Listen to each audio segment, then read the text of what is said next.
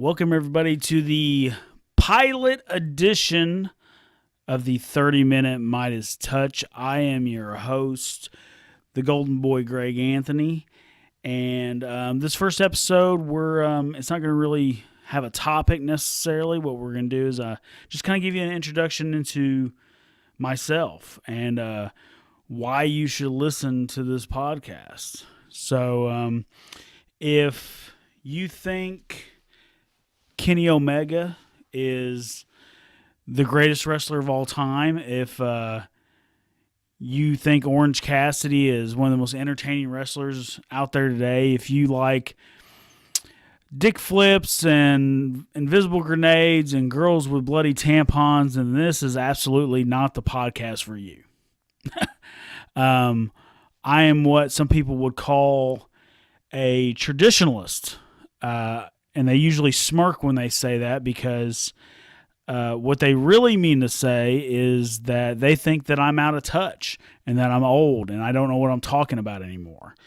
When I say traditionalist, what I mean is that I'm a fan of professional wrestling. I'm a fan of the things and the core beliefs that made this business successful for a century or close to it.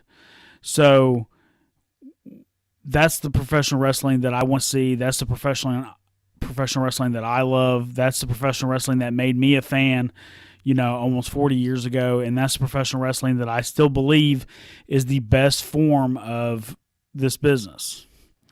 So that's what we're going to be talking about. Whys, the hows, and all that kind of thing. But also, we've already had a couple questions of why 30 minutes?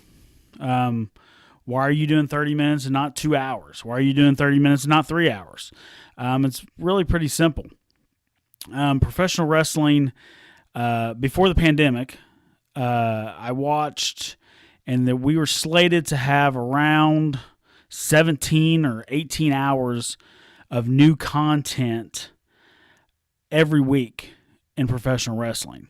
If you're a wrestling fan, that is an enormous amount of new content. There's absolutely no way you would be able to keep up with everything. If you watched 5 or 6 hours of professional wrestling a week, new content, then I would consider you one of the super fans. So to ask someone to watch 18 hours is almost ridiculous, right? So what happens is a determination has to be made. You have to pick and choose what you like and what you want to listen to. Same thing here. Everybody and their mother has a podcast. And I understand that we're coming very late to this game, that things have been going on for many years now. And when you have such successful podcasts like Jim Cornette and Arn Anderson and Bruce Pritchard and so on and so forth, I'm not asking for a lot of your time. I'm asking for 30 minutes. Turn me on your way to work. Turn me on when you're maybe you're doing 30 minutes of cardio at the gym. We're going to pick a topic. We're going to talk about it for about 30 minutes, and we're going to rock and roll and dive deep as we can into it and in that one specific topic. Also, when we say 30 minutes, that is a loosely based 30 minutes. We're not going to go 30 minutes on the dot. Sometimes it's going to go 28:30. Sometimes it's going to go 31:20. But we're going to be in and around 30 minutes for each session, and we hope that everybody here can keep tuned in for that long and hear what we have to say. Next question is, why does the Golden Boy Greg Anthony deserve a podcast? What criteria do you have to meet to have a podcast? Well, for me, I've been a wrestler for 20 years. And I've got to wrestle a lot of big names in this industry. I've wrestled Jerry Lawler, Jay Lethal, Buff Bagwell, Bill Dundee, Brian Kendrick, Zach Gowen, Chris Masters, Sam Adonis, Stroh, Tommy Dreamer, Billy Gunn, Ace Steel, DDP, Matt Hardy, Johnny Storm, Rock and Roll Express, Sin Bodie, Jerry Lynn, Road Dogg Jesse James, Moondog Spot, Pork Chop Cash, Tracy Smothers, Bob Orton Jr., Hardcore Holly, and Hacksaw Jim Duggan, and many, many more. That's just a little tidbit of my in-ring career. So I consider myself very much a student of the game. There's going to be times when we break down matches and we break down the hows and the whys of the business and things like that. So in the 20 years, I've accumulated a lot of knowledge. And I'm considered, a lot of people, don't like to say it out loud, but I'm considered one of the best, if not the best of the best, as sometimes I like to put over. So another thing is, I'm a wrestling booker. I've been a part of the creative process and since the very beginning. I was very lucky that people saw that I had a mind for this business and wanted to cultivate that as much as possible. So I had a lot of good bookers above me and people that I worked for that would help me take my ideas and then kind of polish them up so it could be something usable, and that was a skill that I learned. Booking in professional wrestling is a lost art. You can have all the talent in the world, but if you don't do the right thing with it, then it doesn't matter, so booking's always been near and dear to my heart, and I've studied some of the greats. I've got to pick the minds of guys like Jim Cornette and James J. Dillon and guys like that as far as the booking process goes. So I feel that I have a lot of knowledge to pass on in that area as well, but also just to talk wrestling so people understand the mindset of what's going on in certain things. I'm also a professional wrestling promoter. I have my own company, and I've promoted close to 700 events, which roughly is about 4,000 matches, 3,500, 4,000, somewhere in there. Promoting is another thing it's become standard place in professional wrestling to be happy about losing money. And that's something we're going to cover, and you're going to hear me say quite a bit on this podcast, but I am a successful wrestling promoter in the sense that our shows make money and we stay in the black and we're able to wrestle year after year, and wrestling pays for wrestling. I don't have a day job that I go to earn money so I can wrestle. Wrestling pays for wrestling. So, and I think there's very few people across the country that do that. I'm also a professional wrestling trainer. We have a school here at Pro Wrestling Mid-South Academy, and the school is something that I've taken from years of different things. I did a training camp with Dr. Tom years ago. I took a lot of the things that he did. I did a lot of things that a guy named Motley Cruz taught me, a lot of things that Rude from Naughty by Nature, a lot of things from Sir Mo, a lot of things that one of my friends, Matt Riviera, he was trained by Bill Ash, a lot of things that he was taught.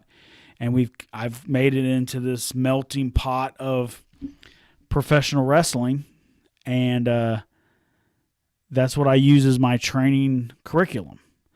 And like I tell everybody, for me, if you don't have the right training, it's going to be hard to get to the next level, whatever the next level is. You have to have that thought process. I teach my guys all the time. It's give a man a fish, feed him for the day, teach a man a fish, feed him for a lifetime. I'm teaching them the basics of this business, the core values of this business, so they can understand how to put things together on their own and make decisions on their own, so they can one day be in better positions than we're in. The knowledge that guys like Tracy Smothers and guys like that took me in the ring and beat the living hell out of me and taught me a lot of things, we've turned around and we teach to our guys, and hopefully that's how the business continues. That's how it's supposed to continue anyway. There's also, there's people that helped me along the way that if they didn't help me, I probably wouldn't be here. I was fortunate enough to come under a guy named Alvin Minnick. We had started with Memphis Championship Wrestling we really didn't have the training we were supposed to have or anything like that. But, Alvin saw something in us. And when the Memphis Championship Wrestling fell apart, we were able to have a tryout with Alvin. And he really took us under his wing and gave us a steady place of work. And that's so important for young guys, that they're able to get in the ring consistently and apply the things that they're learning at a rapid pace. So Alvin Minnick, who's we joke around that he's like my wrestling dad. Sometimes he calls me, he says, do what daddy tells you to do, that kind of thing. Sometimes we fight back and forth, but he's actually been one of my best friends over the last 20 years. And he's always done right by me, and I always try to do right by him. I also had the opportunity to tag with beautiful Bobby Eaton for 2 years as the tag team Midnight Gold with our manager, Brian Thompson. Now, Bobby Eaton is considered one of the greatest professional wrestlers of all time, definitely one of the greatest tag team wrestlers of all time, and that experience alone was worth its weight in gold, no pun intended. But what Bobby taught me most was he really gave me confidence in myself. I came in very, I consider myself a leader, but when you're tagging with Bobby Eaton, you kind of want to take a back seat, obviously, to him. But I came in and he heard my thought process, and he saw the things I was doing, and he called me the captain of Midnight Gold the entire time we were teaming, which is, it's ridiculous to think about something like that, but that's the kind of level of respect that he tried to instill in me. And the entire time Midnight Gold was together, I never took one single pin. Bobby Eaton refused to let them beat anyone but him. There was times we had arguments with promoters and things like that, but Bobby Eaton always protected me because he said this was my time to shine, and he wanted people to learn about the Golden Boy Greg Anthony, and it wasn't going to hurt him at all to take a 3 count. So Bobby Eaton obviously set my career on a trajectory that wasn't going to be there before. And from there,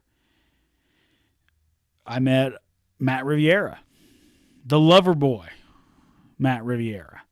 So Matt Riviera, I met him on a bullshit show in Arkansas a long time ago, and I wrestled some kid in the first match, and we had a really good solid match. And Matt, who was a promoter at the time, and he watched the match, and I came to the back and he said, how long you been training the kid?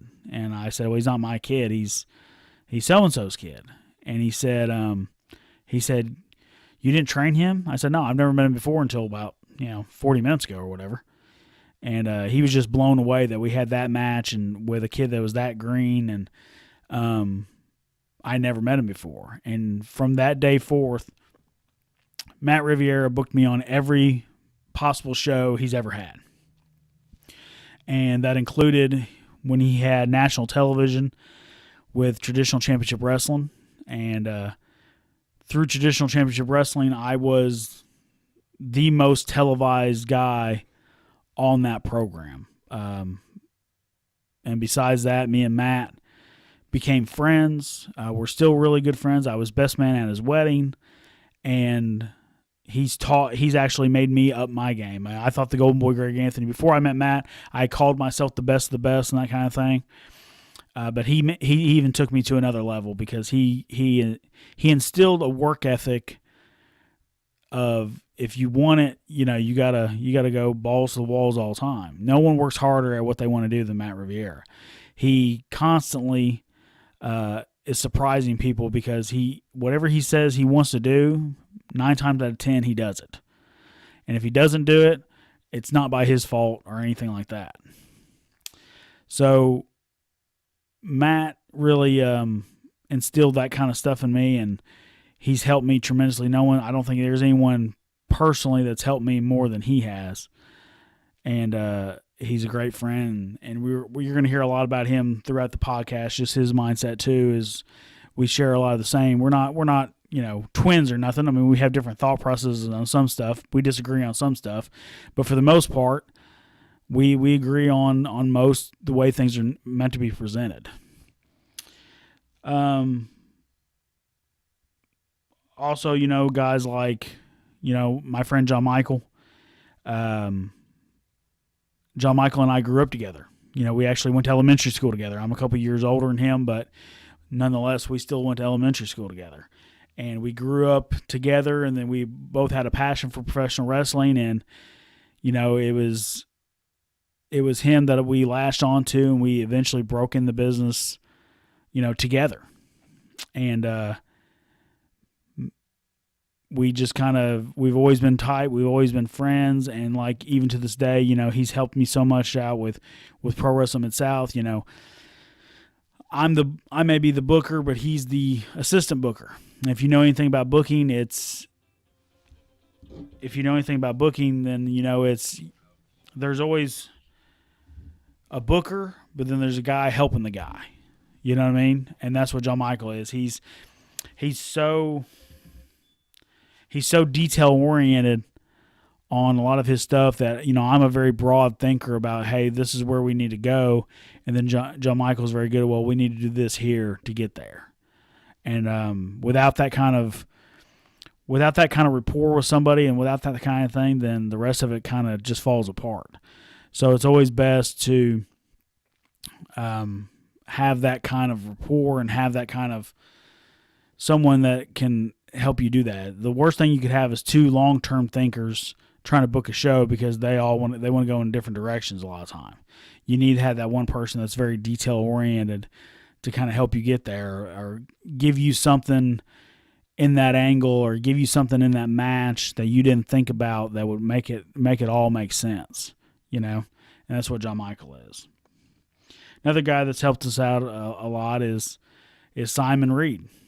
Simon is another guy that, I've known. We've known each other since we were, 18, 19 years old. I met him because of wrestling. I didn't know him outside of wrestling, but, we grew up in the same area and stuff like that. And he's went above and beyond to do things for this company and to help me and help everyone along the way. So, he's built things and put things together and actually done the physical hard work that it takes to actually run. And that's what people don't think about when they think about professional wrestling a lot of times, is a lot of those certain things. So he's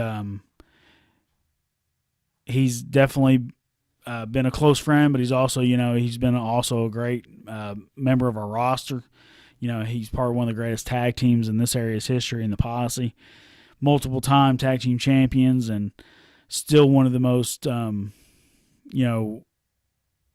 of the most respected, and people want to pay to see them. After all these years, it's been almost 20 years of the Posse's been together, and people still want to see that tag team, so that's been good as well. As far as like influences go, wrestling-wise, I've always been really drawn to the seamless Southern heels.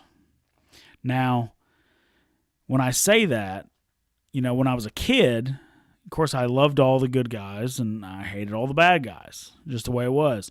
But for some reason, I was still drawn to those guys like Arn Anderson and Bobby Eaton and Tully Blanchard and Ted DiBiase and Terry Taylor and guys like that for some reason, because I didn't know what it was. Like, I knew, like, I liked Tom Zink. I liked the Z-Man Tom Zink. But, like, when he was wrestling Arn Anderson, like, something clicked in me to go, well, that's going to be a great match. I need to watch that one. Not knowing necessarily that it was Arn. As he would say, he was the straw that stirred the drink. You know what I mean? I recently got to meet Arn Anderson and tell him how much he meant to me, in his career, and how he's one of my all-time favorites and things like that. And, on the same show, Cowboy Bob Orton was there, and he said, Cowboy Bob Orton was that for me.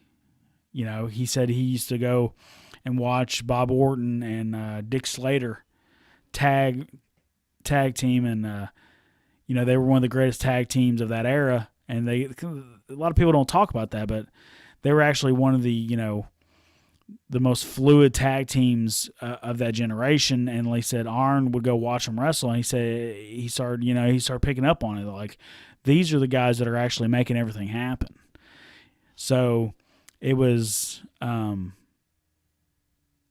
his love for Orton and Slater that kind of got him in the business. And obviously, like I said, when I got to meet him, he meant that to me. So, and that's what the business is about. It's about that tradition of the next guy. We're always trying to find the next guy to do whatever.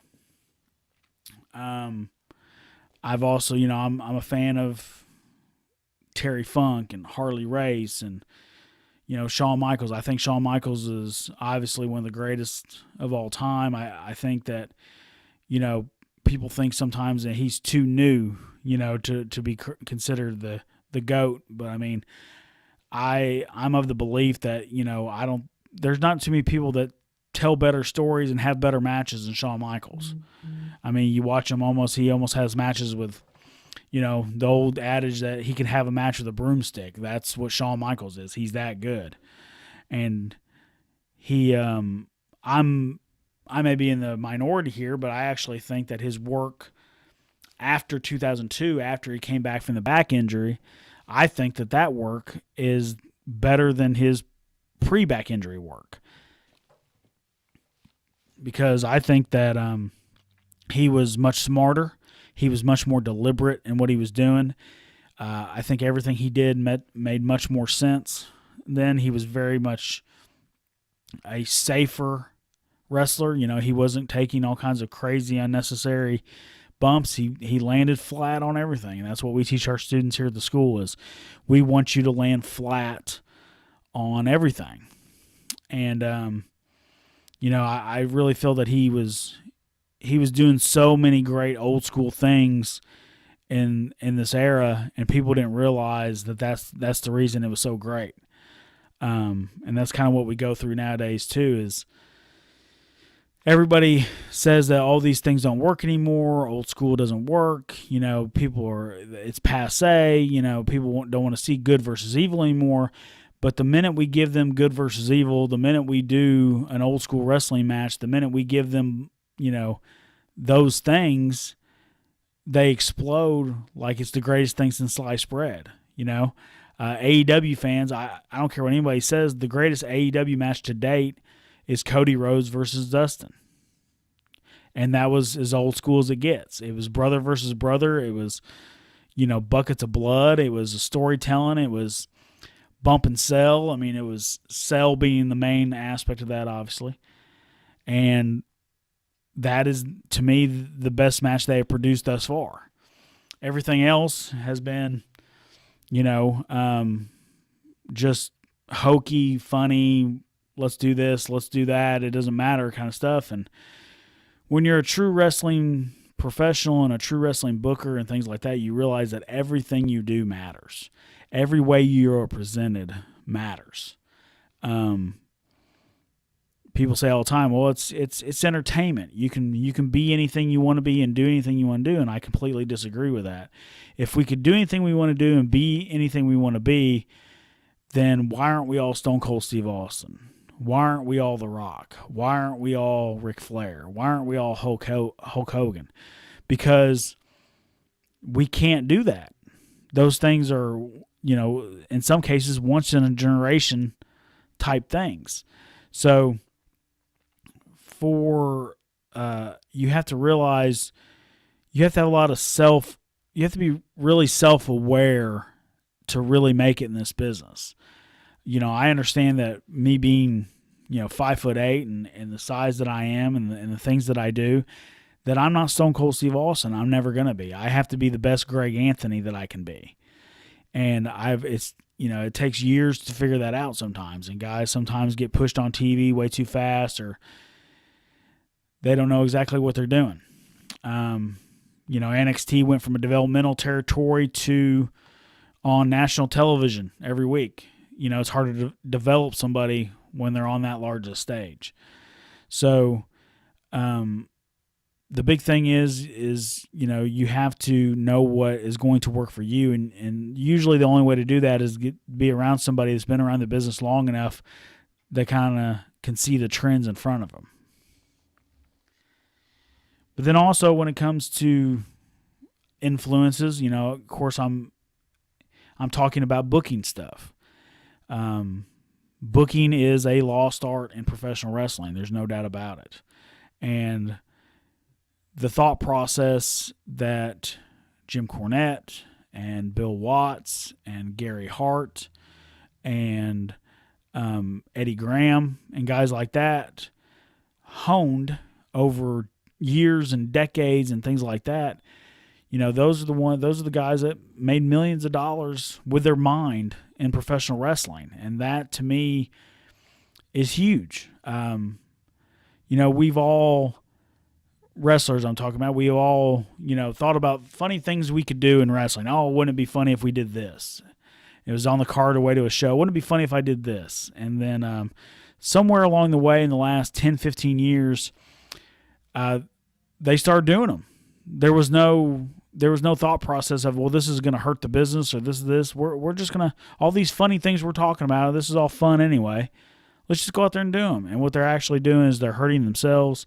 They're hurting the professional wrestling business as a whole, and they're hurting the overall product for years to come. I really think professional wrestling needs a good, swift kick in the ass. We need more people with that traditional, classic, old school, if that's what you want to call it, mindset of good versus evil. The greatest stories ever told are good versus evil. And to say that that is passé or that people don't want to see that anymore, I completely disagree. They say, well, it's like professional sports. You have your favorite teams, you have your least favorite teams, and do this and do that. It's completely different.